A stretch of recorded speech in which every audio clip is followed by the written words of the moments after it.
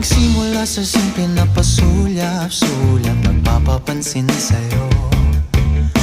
Umabot sa palitan ng mga mensahe, kilig na kilig ako. Kumusta, kain na, hello, magandang umaga. Ingat ka, pahinga, huwag kang masyadong magpupuyat pa.